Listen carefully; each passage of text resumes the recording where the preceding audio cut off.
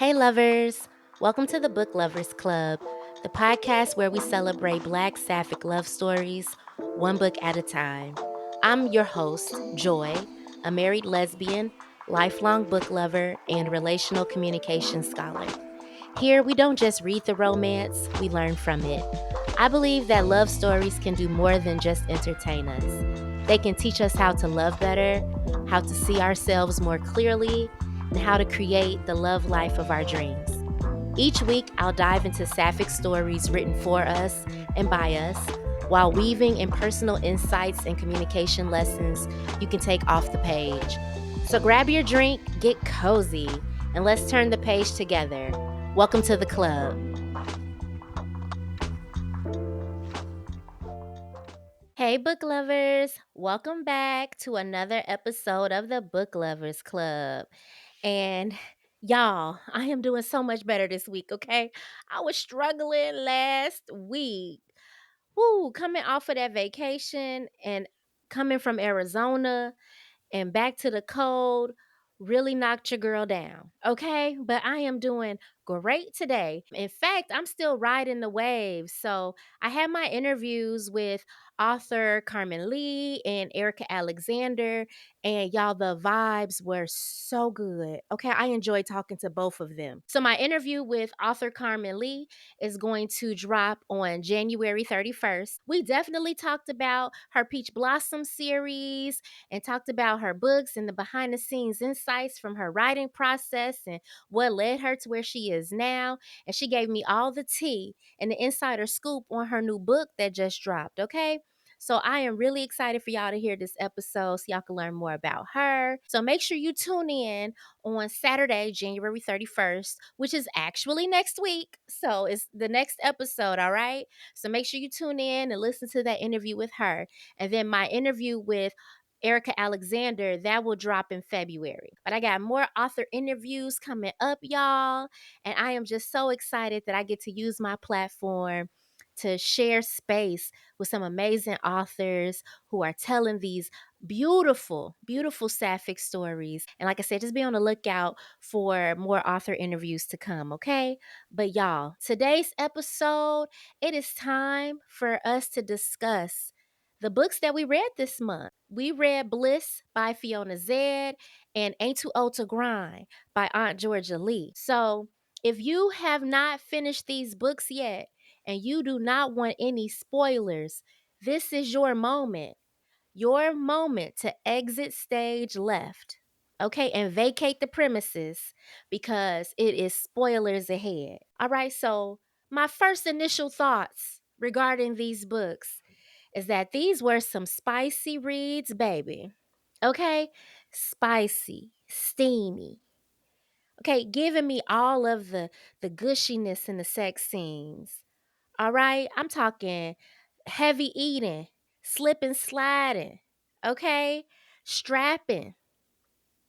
These books were delivering the spice this month. I'm really excited to talk to my book club girlies next week. Okay, to hear their thoughts about these books and what they thought about them because they really wanted some good, spicy reads. And I hope these books delivered because they gave me what I needed. Okay, I'm just hoping that it was giving them what they needed. I'm really curious to hear their thoughts. But these were some steamy, spicy reads. Okay, this was a grown and sexy month. Grown and sexy month. All right, so Aunt Georgia Lee, I did not know Miss Cleo got down like that, okay? Miss Cleo and Destiny was bringing it in the sheets, baby, okay? The soft touches, the yearning. And over in Bliss, Miss Bliss Sinclair, and Hunter, oh, baby, okay? Now, Regina, she started the book off with Regina and then ended the book with Hunter. And I'm trying to figure out how I feel about it, okay? Because Regina, those chapters, they were real spicy, pretty much erotica. Regina was turning my girl every way but loose. She turned Sinclair out just to drop her hot and heavy, okay? They was burning fast and hot. And then it was over after a month. I understand after the way she was sexing and licking my girl down that she was crashing out like that. I really do understand. Look, I done did that before. Look, I had dated a girl for 2 months and then we broke up. And that's the reason why I moved to Springfield. We talked last week about messy lesbian breakups. I am no stranger to them. Okay, I told y'all about how a girl told me she wasn't finna date me anymore because we went on 3 dates. And how she got told, like, look, it's been a month. It's time for me to move around.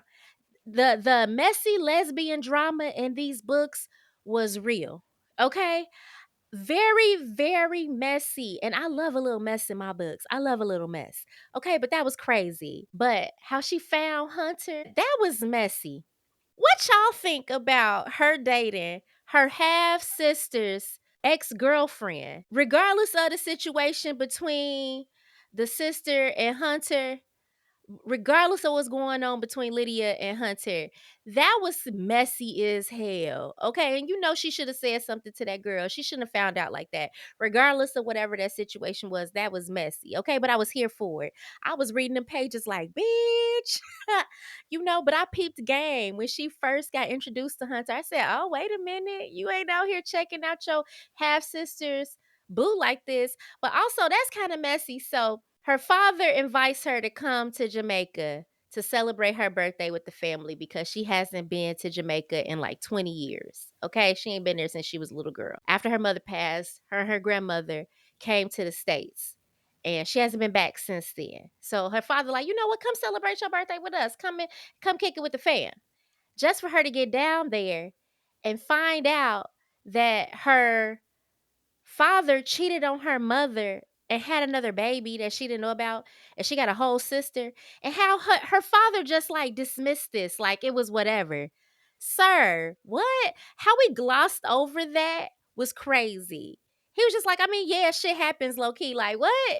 That was wild. Then find out that her mother was also queer and then cheated on her husband with women. The woman that her mother used to date also dated her half sister. When I tell you, y'all, the mess was messy.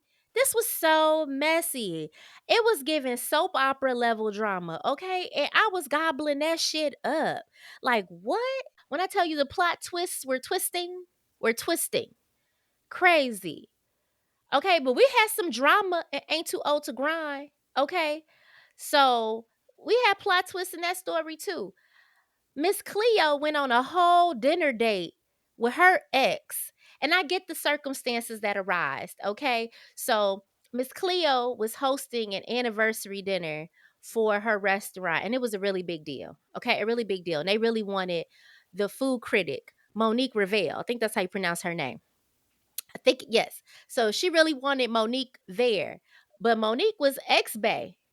And she like, the only way I'm finna come to this event is if you agree to have dinner with me. I already sound like a setup girl. Come on now.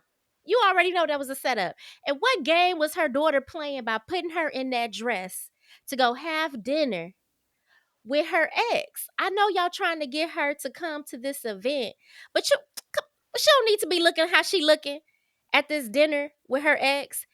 Mind you, Miss Cleo never told Destiny that she was going to be going to dinner with her ex. So Destiny stroll in with her spend a night bag, you know, ready to spend the night with her bae, and see her at the table with her ex thing getting rubbed up on and shit. I think Destiny handled that really well. Cleo tried to check her in front of everybody like, hey, this not what we gonna do. Not up in my establishment. Let me handle it. But come on. I know that Cleo was, you know, really kind of dismissing Monique and like telling her, no, this ain't that. But she could have did a lot more to let her know, like, this ain't the vibe, this ain't the move. Keep your hands up off me. She was being too nice about the situation, low key. You know, come on now. And then for Destiny to walk in and find out that you lied to her and you at dinner with your ex looking how you was looking, I think you need to give my girl a lot more credit. All right. I think she handled it well. But y'all was gobbling that shit up on the page. I'm like, oh, this is messy. This is messy. And I think Destiny had every right to be mad. You not finna little son me in front of your ex bitch in this restaurant and then tell me to go upstairs. Tell her ass to get the fuck out. Why she in here rubbing all up on you and shit? And honestly, we don't need her at the event that damn bad where you got to be out here lowering your standards and letting her grope all on you and shit and make these little slick ass comments and stuff. Also, what is the issue with the age? Destiny is 35, baby. Y'all, that's my only gripe about the book is that the insecurities that Cleo had with her age were really annoying to read on the page because I don't feel that way about age. I don't have the same beliefs. Destiny's 35, not 25. She's a grown ass woman. You know, the fact that Monique was calling her a tween at the table as an insult, like, where's your tween? Like she a teenager or something. The woman's 35. There are some people out here who are grandparents at 35. I think that the issues that Cleo had with their age gap and the way that she kept talking about the age gap and the insecurities that her character had with age would have made more sense if Destiny were in her 20s, not in her 30s. And she not only in her 30s, she's in her 30s knocking on 40. It didn't make sense. And it's like, girl, you were a whole model. You were a Jet Beauty of the Week. Why are you this insecure? I felt like Cleo needed so much validation, so much validation. The character, she's supposed to be this regal boss bitch, owning her restaurant and all of this stuff. Why don't you think that you would attract a bombshell like Destiny? Why don't you think that someone in their 30s would find you attractive? To me, someone who was in the industry that's used to people kind of idolizing them and being attracted to them, 'cause she was a supermodel. Why wouldn't she think that someone like Destiny would be attracted to her? And I don't know, it's like a confidence thing. The insecurities, like I said, the insecurities that she had with her age and aging, to me, didn't make sense for the type of character she was supposed to be. And like I said, it was very annoying to read because it's like, I like a boss bitch. I like somebody that's real confident. I love a very strong female lead in a story. I was really rocking with Destiny. I love Destiny and the Fab Five, but I felt like those insecurities that Cleo had with her age just was too much. And it was a huge theme in the book, but it doesn't take away from the book. The book is really good and really well written. I really enjoyed the book. That's all. I just didn't like, girl, let it go. Let it go. Even like how she was kind of insecure around how she was introducing that she would need to use lube while they were having sex. People are using lube in their 20s. Like, I used lube when I was in my 20s. That's not like a age thing. Like, I know you need a little extra lubrication for your situation, baby, but come on now. You don't have to be tiptoeing around the fact that you need some lube. Like, get what are we doing? What are we doing? I don't know. Like I said, it's just a lot of glaring insecurities around age, which I don't think it makes sense. Like, Destiny 35, the fuck? Like, she could be a granny. She could be a granny. I know 35-year-old grandparents. What are we even talking about right now? Like how she had to check Cleo, like, girl, I'm going through perimenopause. Like, what are we talking about?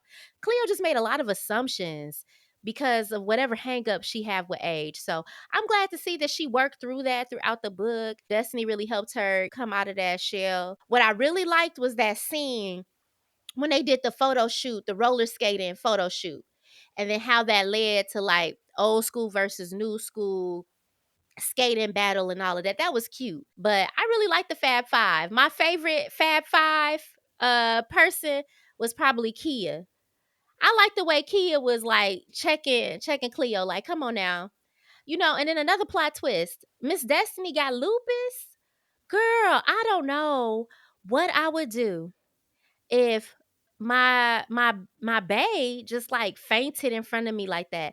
And I've had things like that happen in the past. I'm really good in a crisis. I'm a Capricorn, baby. I'm really good in a crisis. But the way that that would cause so much anxiety for me in the future, I'm always concerned about my wife's health, her safety, making sure she good. I couldn't imagine what was going through Cleo's mind when she saw Destiny have that health scare right in front of her. And it makes sense to me how that situation triggered her and what happened with her husband and not wanting to be in the hospital and how that, like, she was just triggered. I understand that was a lot, especially when she didn't even know that Destiny had lupus. Just how she found out, showing her a lot of grace by how she handled that situation. She just needed a moment to get herself together. She eventually went back to the hospital, like all of that. I like, That's a lot.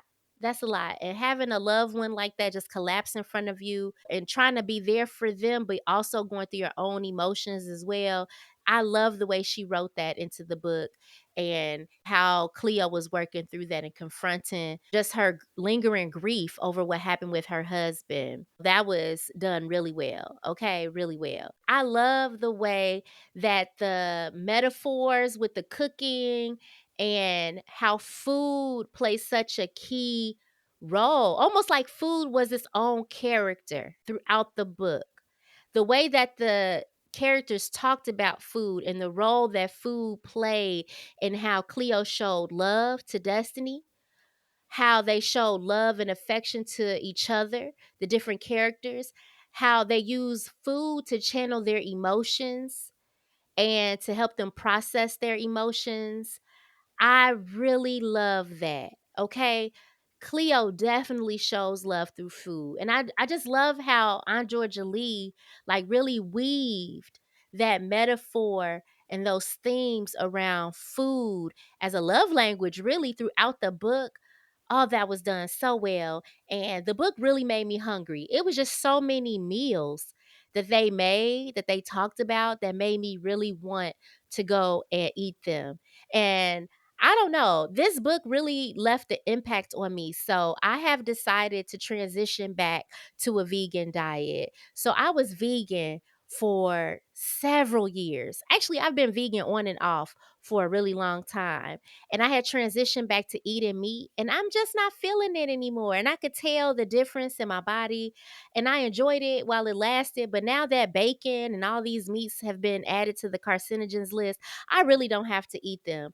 Part of the reason why I stopped being vegan in the first place is because I missed bacon.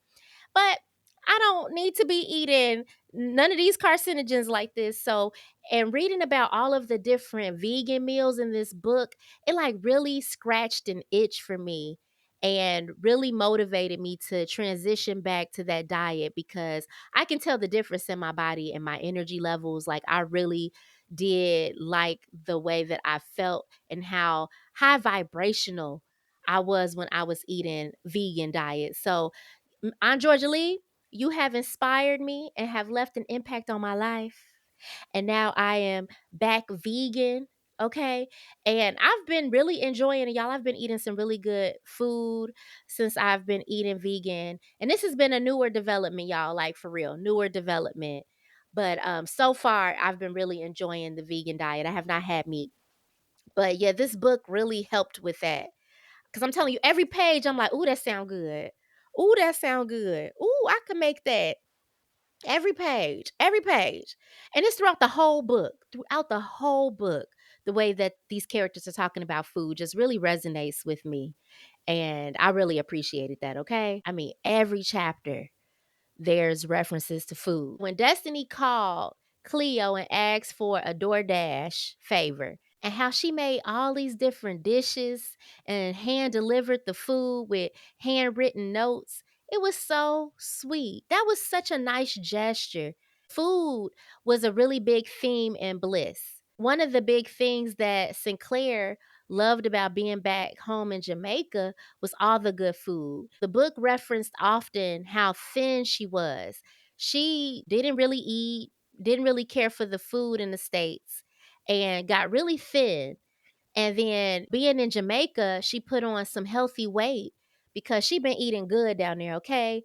The way Nikki been feeding her and Hunter been feeding her, she been eating real good down in Jamaica, baby, okay? But the way that food was talked about in that book as well, it's such a culturally specific thing. Like, food is such a big aspect in the Black community. With both of these books being Black Sapphic books, the fact that food played such a vital role in both stories to me really centers like our culture and the Blackness and how we use food to form community, how we spend time with our family, and how it's centered around breaking bread and cooking for one another. And Sinclair, like me, she like, I don't do too much in the kitchen.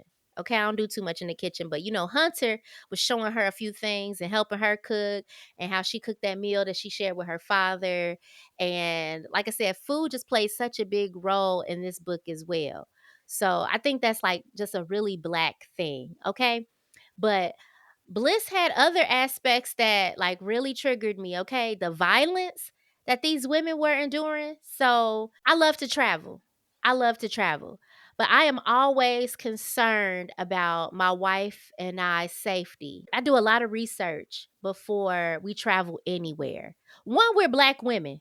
Anti-blackness is global. So I always have to be mindful of our safety when we're traveling other places because we're black.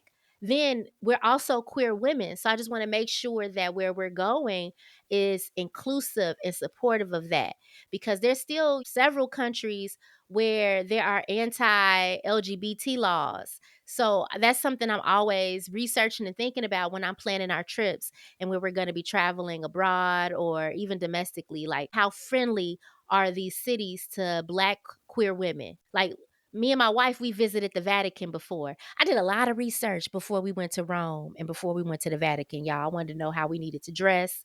Could we hold hands? Like, what do we need to do and not do? Sometimes, depending on the city's feelings towards queer people, I would just choose not to go. I'm not going to invest my money in an economy that is oppressive to me. So Jamaica was never really high on my list of places to visit because I'm very aware of their views towards queer people. But people that we know and have met from Jamaica have always made it you seem like, oh, we would be safe there, we would be comfortable there. However, this book really made me think like maybe I don't need to go, baby. Now I know that Bliss it turned 20 years old in 2025. So I'm not sure how those anti-queer views have shifted over the years, but the entire time that I was reading about some of the violence that had happened to Sinclair in the story and Hunter and Lydia really made me think about like this is why you wasn't really thirsty to go down there, girl. But people have told me that the fears I have around visiting Jamaica, like we would have a good time there. But I don't want to go somewhere and be nervous around holding my wife's hand or having to pretend that we're not together. So when they got attacked by those men in the market, and then when Sinclair and Hunter got attacked when they were like at the beach, that was a bit much for me. How the book mentioned this really alarming violence that was happening against Black queer women in Jamaica, and how these very traumatic incidences would happen, and then they would just go on with their lives like they might take a moment. Clearly, they were impacted by it, but it wasn't this big thing in the book. Like, I don't know. It kind of got glossed over a bit. The incident where Sinclair and Hunter, it was just the two of them, and the guy had a machete.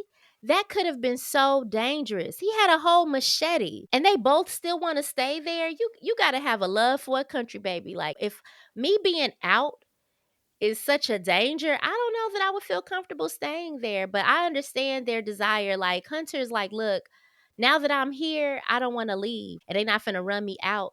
I hear you, but I don't know that I would want to be somewhere that I feel that unsafe. Cause that was crazy that they got attacked and that man had a machete. And then the other time when it was the three of them, it was Sinclair, Hunter, and Lydia. Those men attacked them in a crowded market and nobody helped them. Everybody just stood around and watched these women get attacked like this. I mean, not one person helped them. So I don't know how representative, like how these instances that happen in the book, how accurate this is to things that have happened in Jamaica. If this is an embellishment, that's not my country. So I'm not sure how accurate that is. However, that was enough to deter me and be like, if that's how they get down there, I don't know. And I've already been on the fence about going. So y'all find me if you are a Black lesbian or a Black queer person and you've visited Jamaica with your partner. How was your experience? I'm very curious. Like, did you have a positive experience? Were you out and proud? Because, like I said, this book triggered me and was like, man, if that's how it is down there, baby, I do not have to go. I do not have to go.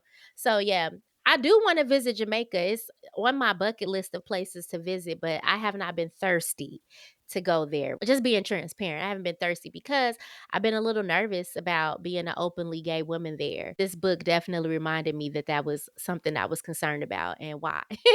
So, but yeah, the books this month, y'all, I really enjoyed these books. Both of the books were 5 stars for me. I enjoyed both of them. This was a grown and sexy month, okay? The only, like, pet peeve I had, so when I first read Ain't Too Old to Grind, I will be honest, it's like a phrase that Cleo said, "You make my poom poom jump."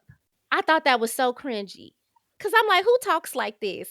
"You make my pum pum jump." That's like saying punani. I haven't heard nobody say punani since the 90s, since Poetic Justice. And that was another thing too, like some of the things that Cleo said, I don't know any other 55-year-old who's talking like this. And I'm around 55-year-olds. I'm in a sorority. Okay. We're a multi-generational baby. Okay. I have multi-generations in my workplace and I have family members that are 55 years old. I don't know anyone that's like using phrases like this, okay? But you make my pum pum jump. However, ever since I read it in the book and I thought it was so cringy, I keep saying it. So I can't even be mad at you, Andrea Jolie, because maybe, I don't know, it's catchy now. You know, she said it and then it became like this inside joke between the characters, you know? So I can't even be mad at you no more because like now you got me saying the shit. But like I said, this was a grown and sexy month and I really enjoyed the books. Okay. So what are y'all thoughts? Did you enjoy them?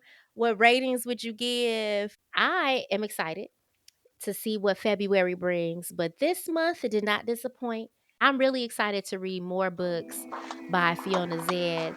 I did read a book of hers this holiday season. I read Christmas with her, and that book was really good. I definitely have Femme Like Her and Stud Like Her on my 2026 TBR. So I will be reading those books this year. And I'm definitely going to be reading some more on Georgia Lee books. Okay, we locked in. Thank you for tuning in to the Book Lovers Club. If you love today's episode, make sure you subscribe so you never miss a chapter. And if you're feeling generous, leave a review because you know those reviews help other lovers find us. So if you want to keep this conversation going, please join me on Instagram or hop on over to Fable to join the virtual book club. And until next time, remember, the stories we read can help us write the love lives of our dreams. See you next Sapphic Saturday.